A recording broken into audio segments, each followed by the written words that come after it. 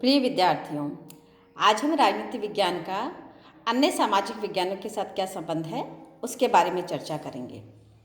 जैसा कि आप सभी जानते हैं कि कोई भी, मैंने कल वाले अपने लेक्चर में भी जो अपलोड किया स्पष्ट किया कि चूँकि एक ह्यूमन बीइंग, एक इंसान, एक व्यक्ति समाज में एक संपूर्ण और समग्र व्यक्तित्व के रूप में होता है, इसलिए उसका संबंध समाज के अन्य पक्षों से भी होता है।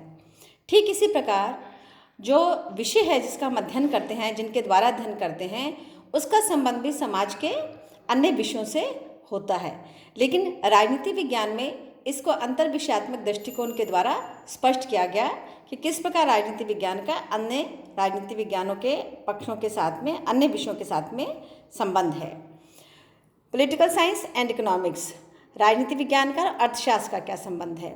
यद्यपि पहले भी एडम स्मिथ, J.S. मिल और रूसो जैसे विचारकों ने अपने विचारों में आर्थिक पक्ष को, पूंजी को, बाजार को, आर्थिक स्वतंत्रता को बहुत अधिक महत्व दिया है, तो राजनीतिक स्वतंत्रता के साथ आर्थिक स्वतंत्रता के महत्व को उन्होंने रेखांकित किया है। लेकिन एक दृष्टिकोण के रूप में स्पष्ट रूप से पॉलिटिकल इकोनॉमी विषय के रूप में इसका अध्ययन राजनीति और अर्थशास्त्र के अंतर संबंध के संबंध में किया जाता है। फॉर एग्जाम्पल, जैसे राजनीति विज्ञान में हम किसका अध्ययन करते हैं? राज्य का, सरकार का, नीतियों का, प्रक्रियाओं का, पॉलिसीज़ का, संगठनों का, नीति निर्माण की प्रक्रिया का, और इन सब का जो प्रभाव है वो किस पर पड़ता है? अर्थव्यवस्था पर पड़ता है। क्योंकि इन सब का प्रभाव अर्थव्यवस्था पर पड़ता है, तो अर्थव्यवस्था इससे प्रभावित होती है। कैसे? अपनी आर्थिक नीतियों के स्तर पर, आर्थिक निर्णयों के स्तर पर, या आर्थिक कारकों को की प्रामाणिकता के स्तर पर उसका प्रभाव पड़ता है। बेसिकली हम अर्थशास्त्र में क्या पढ़ते हैं? आर्थिक सिद्धांत पढ़ते हैं। जैसे फॉर एग्जांपल हम पूंजीवाद के बारे में पढ़ रहे हैं। पूंजीवाद मूलतः क्या है? एक आर्थिक अवधारणा है, लेकिन हम इसका एक बहुत गहन प्रभाव किस पर देखते हैं? राजनीतिक व्यवस्थाओं पर देखते हैं, राजनीतिक सिद्धांतों और विचारों पर देखते हैं। ठीक उसी प्रकार समाजवाद मूलतः क्या मानी जाती थी? आर्थिक अवधारणा मानी जाती थी, लेकिन इस आर्थिक अवधारणा या विचारधारा का प्रभाव किस पर पड़ा? राजनीतिक व्यवस्थाओं पर पड़ा। तो मेनली जो इकोनॉमिक कॉन्सेप्ट्स होते हैं वो डायरेक्टली और इनडायरेक्टली किसको शेप करते हैं? पॉलिटिकल प्रोसेसेस को शेप करते हैं। उनके लिए ऐसे वेरिएबल्स क्रिएट करते हैं जो राजनीतिक निर्णय शक्ति को प्रभावित करती है। बेसिकली इकोनॉमिक्स में क्या होता है? मेन फोकस किस पे होता है? रिसोर्सेज पर। तो production of resources, distribution of resources and consumption of resources, तीन चीज़ें होती हैं। तो जब हम तीन चीज़ों पर अध्ययन करते हैं, इन रिसोर्सेज का अध्ययन करते हैं, तो ये रिसोर्सेज का जो डिस्ट्रीब्यूशन है वो सिर्फ मार्केट या इकोनॉमिक फैक्टर से प्रभावित नहीं होता, वो राजनीतिक निर्णयों से भी प्रभावित होता है। तो इसलिए पॉलिटिकल इकोनॉमी जो विषय है उसमें राजनीति और अर्थव्यवस्था के, राजनीति शास्त्र के और अर्थशास्त्र के अंतर संबंध का अध्ययन किया जाता है।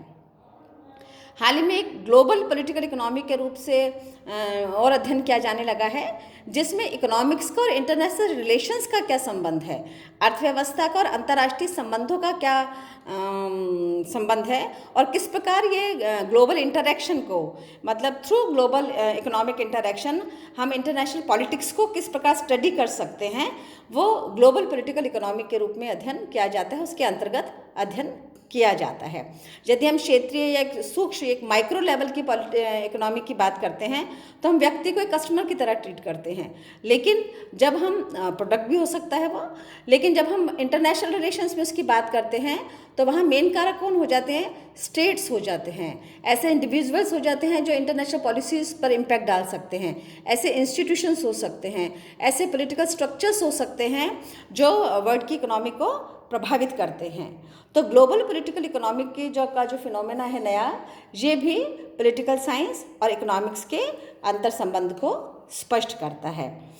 मूल रूप से इस अंतर संबंध के द्वारा सटीक, सही, प्रामाणिक और लोक कल्याणकारी नीतियाँ बनाए जाने का लक्ष्य रखा गया और आर्थिक तत्वों और आर्थिक कारकों के प्रभाव को स्वीकार किया गया।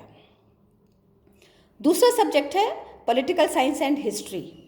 हम सभी जानते हैं कि बिना इतिहास के का अध्ययन किए हम किसी भी संस्कृति, किसी भी देश, किसी भी विरासत, किसी भी राजनीतिक व्यवस्था का संपूर्ण तरीके से अध्ययन नहीं कर सकते हैं। फ्रीमैन ने तो कहा भी है, history is past politics and politics is present history. अर्थात जो कल हम हिस्ट्री का अध्ययन कर रहे हैं, कल के इतिहास का या विगत का अध्ययन कर रहे हैं, वो किसी न किसी रूप में हमें पूर्व की राजनीतिक व्यवस्थाओं, राजनीतिक संस्थाओं, राजनीतिक निर्णयों के बारे में भी बताता है। क्योंकि कोई भी हिस्ट्री बिना पॉलिटिकल प्रोसेस के नहीं हो सकती, बिना पॉलिटिकल कंट्रीब्यूशन के नहीं हो सकती, चाहे वो स्टेट के रूप में हो, चाहे वो किंग के रूप में हो, चाहे वो पार्टिसिपेटरी अथॉरिटीज़ के रूप में हो, किसी न किसी रूप में राज्य या राज का तत्व हिस्ट्री में हमेशा से महत्वपूर्ण रहा है। और जो राजनीति है, आज हम जो राजनीति का अध्ययन कर रहे हैं, वो जाकर कहीं ना कहीं हिस्ट्री को ही डिस्क्राइब करने वाला है। इसलिए कहा भी जाता है कि इतिहास तो जड़ के समान है और राजनीति विज्ञान फल के समान है। तो फल अगर खाने हैं तो आपको एक बार को उसकी जड़ में जाकर देखना पड़ेगा कि वृक्ष कैसा है। इतिहास का मूल आशय क्या है? बेसिकली इतिहास विगत की ऐतिहासिक घटनाओं का विश्लेषण करता है और एक तरीके से विगत के प्रति, इतिहास के प्रति हमारी एक समझ को विकसित करता है, स्पष्ट करता है, तथ्य रखता है। और इसमें ना केवल घटनाएं सम्मिलित होती हैं, बिल्कुल सांस्कृतिक एवं सोशल एनालिसिस भी सम्मिलित होता है। इसमें सामाजिक राजनीतिक मूवमेंट्स का भी अध्ययन किया जाता है, कस्टम्स का अध्ययन किया जाता है, ट्रेडिशंस को एनालिसिस किया जाता है, ह्यूमन और सोशल वैल्यूज़ को डिस्कस किया जाता है।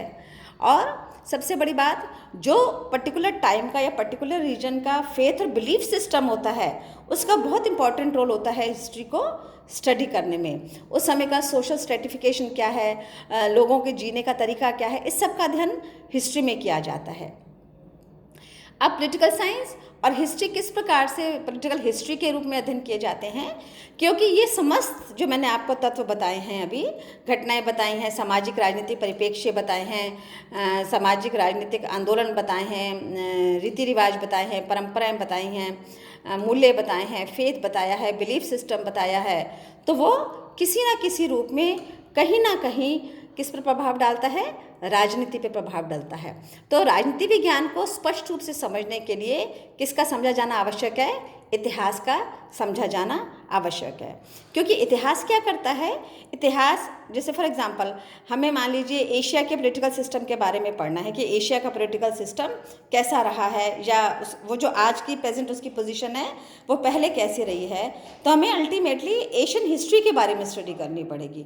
तो जब हम एशियन हिस्ट्री के बारे में स्टडी करेंगे तो हम आज के एशियन पॉलिटिकल सिस्टम को अंडरस्टैंड कर सकते हैं। तो ये रीजन स्पेसिफिक भी हो सकता है, ये कल्चर स्पेसिफिक भी हो सकता है, और ये टाइम स्पेसिफिक भी हो सकता है। तो ये है राजनीति विज्ञान और इतिहास का अंतर संबंध।